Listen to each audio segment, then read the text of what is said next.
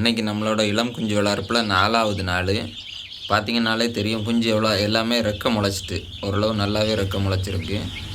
நல்ல ஹெல்த்தியாக இருக்குது. இது வரைக்கும் 0 மார்ட்டாலிட்டி, எதுவுமே மார்ட்டாலிட்டி ஆகலை. ஆனால் 2 குஞ்சு மார்ட்டாலிட்டி ஆகும். 2 குஞ்சு இறக்குறதுக்கு வாய்ப்பு இருக்குது. அது நம்மகிட்ட வந்து பாதிக்கலை, நம்மளுக்கு வர முன்னாடியே அந்த குஞ்சுகள் பாதிப்பு. அது என்ன ப்ராப்ளம்லான்னு காட்டுறேன். இந்த கார்னரில் இருக்குது பாருங்கள், பிளாக்கு.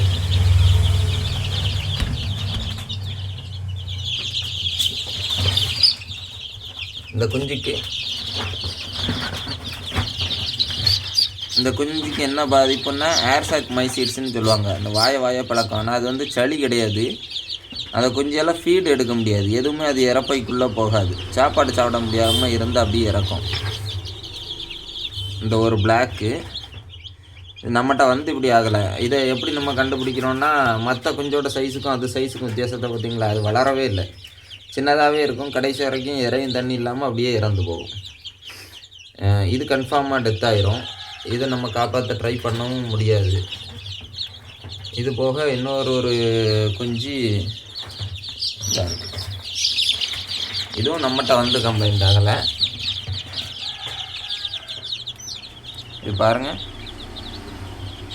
ஒரு கண்ணு 2 கண்ணுமே இது வந்து இன்குபேட்டரில் பொறிக்குதில்ல, அப்போ அந்த பல்பு பக்கத்துலேருந்து ஓவர் ஹீட்னால வந்த கம்ப்ளைண்ட்டு. இந்த 2 குஞ்சும் நமக்கு டிஃப்ரெண்ட்டு தனியாக தெரியும் பாருங்கள். மற்ற எல்லா குஞ்சுமே ஹெல்தி. இப்போ நம்ம டே டைமில் பல்பு போடுறது கிடையாது, நைட்டு மட்டும்தான் பல்பு போடுவோம். ரிங்கை கொஞ்சம் பெருசாக்கி விட்ருக்கோம், ஆனாலுமே 100 குஞ்சுக்கு இந்த இடம் காணாது. குஞ்சுகளும் எல்லாமே நல்ல ஹெல்த்தியாக வளர்ந்துருக்கு. இனி நம்ம 5வது நாள் வர்ற சண்டே, அன்னைக்கு 4வது நாள், வர்ற சண்டே 7வது நாள் வரும். சண்டே நம்ம F1 வேக்சின் பண்ணுவோம். அதையும் நான் காட்டுறேன், வேக்சின் எப்படி பண்ணுறோங்கிறத. என்ன விஷயம்னா, நம்ம வீட்டில் தான் ப்ரூடிங் போட்டிருக்கோம். ரொம்ப நாள் வீட்டில் வைக்க முடியாது, குஞ்சு பெருசாக ஸ்மெல் வந்துடும். இனி நம்ம ஃபார்முக்கு மாற்றுவோம். ஃபார்மில் கரண்ட்டு கிடையாது, பல்ப் இல்லாமலே எப்படி குஞ்சு வளர்க்குறதுங்கிறத 7 நாளைக்கு பிறகு உங்களுக்கு காமிச்சு தரேன். சண்டே எல்லா குஞ்சுமே ஃபார்முக்கு போயிடும். அங்கே கரண்ட் இல்லாமல் தான், பல்ப் இல்லாமலே நம்ம இந்த குஞ்சுகளை வளர்க்க போகிறோம்.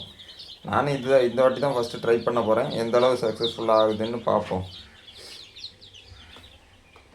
இந்த 2 குஞ்சை தவிர மற்ற எல்லா குஞ்சுமே நல்லா ஹெல்த்தியாக இருக்குது.